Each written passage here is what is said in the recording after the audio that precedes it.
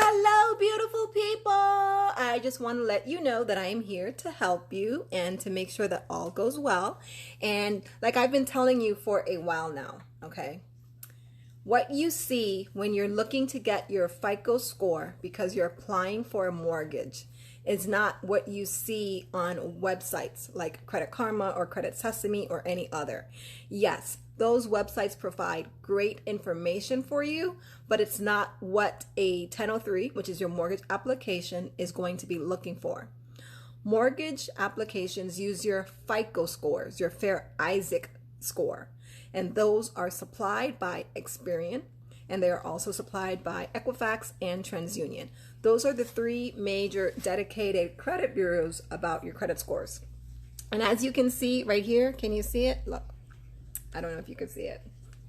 But anyways, here's an article, and basically it says, Twitter users are upset about Credit Karma's credit scores. Here's why. Because they're giving you false information. I mean, they're doing the best that they can with the resources that they have been provided. But those scores are not what's going to be used for your mortgage. So therefore, it's an inaccurate score. So it basically says, and this is from CNBC Select, written by Elizabeth Gravier. And hopefully I said your name correctly. All right. Okay, so Twitter had an express your frustration time over credit scores with Credit Karma. Credit Karma is a personal finance company owned by Intuit. The issue for most wasn't that the credit scores they were finding on the Credit Karma website were low, rather they were too high. Consumers tweeted about going to apply for a credit card or loan thinking that they have good or excellent credit, only to soon find that the credit score that the card issuer or lender pulled was lower than what they saw on Credit Karma. The specific tweet that started off the conversation can be found here. Twitter users were quick to follow up and joke about how inflated their credit scores looked on Credit Karma. This is from Riot Girl Aaron from Twitter, said, checking your credit score on Credit Karma is like checking your symptoms on WebMD. Oh, I remember this tweet. That was funny. But they were onto something important when it comes to checking your credit score. Below, CNBC breaks down why you can expect your credit scores to differ depending on where you check them. Okay, so you have to understand that there's many different types of debt. You can get a store credit card debt. You can get an auto loan debt, a mortgage loan, which is to buy a home. You can get credit card debt, and each one has their own separate credit score criteria, and each one has their own separate rules and restrictions for approving and denying and where you need to fall within in order to get approved. So just because and each of those websites can give you, and each of the credit reports, because Experian is their own, Equifax is their own, and TransUnion is their own. They might have the same information. They might have none of the same information. So just because you get a credit score from one person or one entity does not mean that that's your score for all of them. Each one uses different models and different valuation models into arriving what your credit score is going to be. Okay, so back to the article.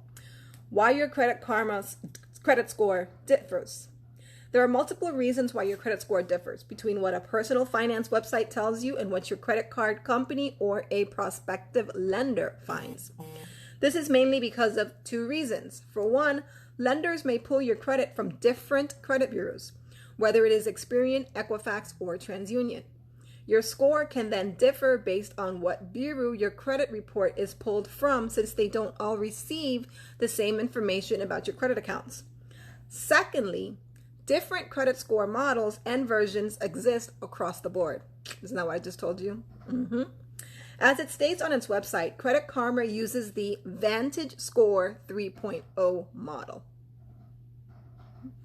That is not what credit card companies or auto loans or mortgage loans use, whether you want to purchase or refinance. That's not what they use. Okay. VantageScore may look at the same factors that the other popular FICO scoring model does, such as your payment history, your amounts owed, your length of credit history, your new credit, and your credit mix. But each scoring model weighs these factors differently. For this reason, VantageScore and FICO scores tend to vary from one another. Your VantageScore 3.0 on Credit Karma will likely be different from your FICO score that lenders often use. If you plan on applying for credit, make sure to check your FICO score since there's a good chance lenders will use it to determine your creditworthiness.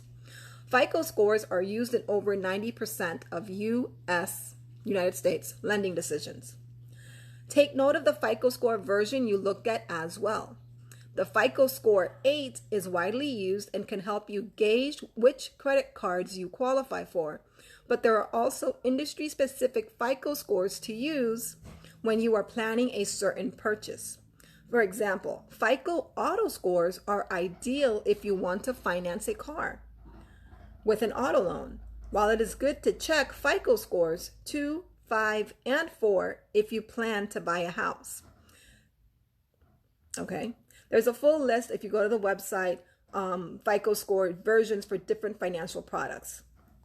Okay, so basically what they're telling you, which is what I've been telling you all along, stop going to these websites thinking that is your credit score, because it is not.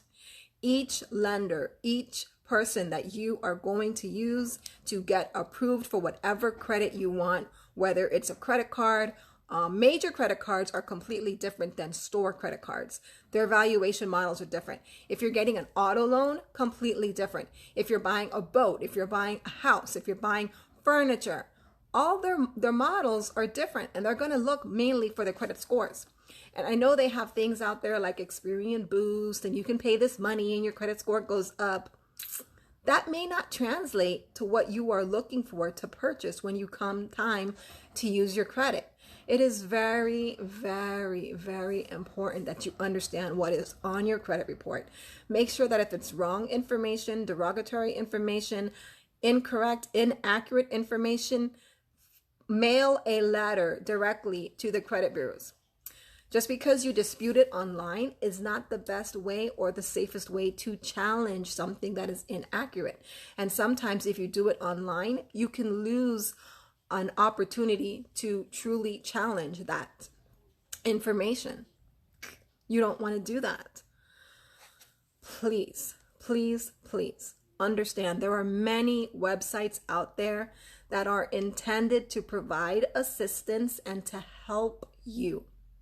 However, the information that they have, and you need to check it, and you need to make sure, well, what system are you basing this on?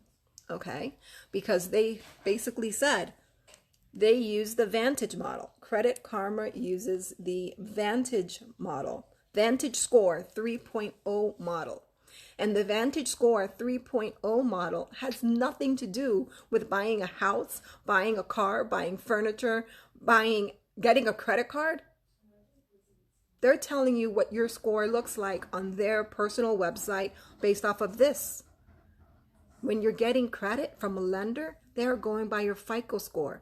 Each one correlates. If you're buying a car, it goes to the auto FICO score. Buying a house or you're refinancing, it goes to the mortgage one. You have to be careful. Stop letting these people misguide you, misdirect you, and mislead you. I don't believe Credit Karma was intentionally misleading people, because they say they use their VantageScore 3.0 model. And hopefully there was a disclaimer that said this may not be your true accurate credit score, depending on what model you are using to apply for credit. If you're getting an auto loan, if you're getting a mortgage loan, if you're buying furniture, hopefully Credit Karma is letting you know that. And letting you know that this VantageScore 3.0 model for the VantageScore has absolutely nothing to do with you actually being able to apply and receive correct financing. Okay? Please, please, please, please, please be very careful, because there's too many people out there thinking that every time they go to one of these websites that's their credit score. And then you're running around checking your credit score every single time. Every inquiry, whether it's a soft inquiry, soft. or a hard inquiry affects your credit score. So constantly having numerous people or numerous websites or checking to get your free credit score, all of that affects you in the long run. Whoops! Look at that. All of that affects you when it comes to getting your final FICO score, because the numerous number of inquiries that you have is going to bring down your credit score. And you need to be careful. You need to be careful. Stop letting people just run your credit. I mean, I know you go to the stores and they're like, oh my gosh, if you open a credit card, you could save 10 to 15% right now. Yes. But look at it. If you're spending $200 to run your credit to only save $20, like, hello, that's not even worth it. It's not. You don't have to say yes to everyone running your credit. You don't have to say yes to applying to every single type of credit card out there. You can say no.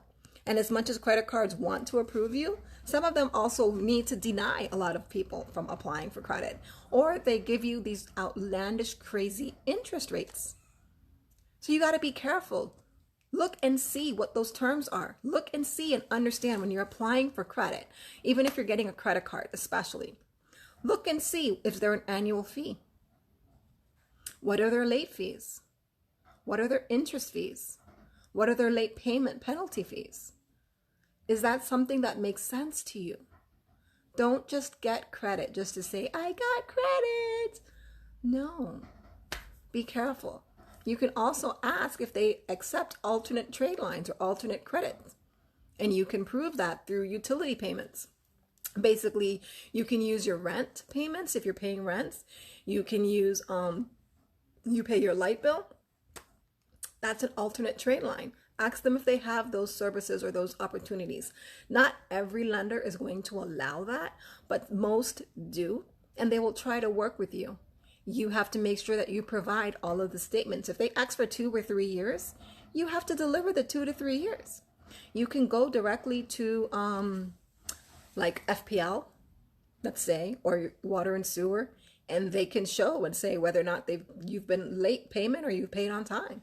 They have a transaction history, so it's not like you have to go and find each and every single statement, but there are resources out there to help you.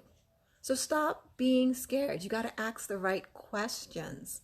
Asking a question is not a bad thing, because that's how you get information, that's how you get educated, and that's how you learn.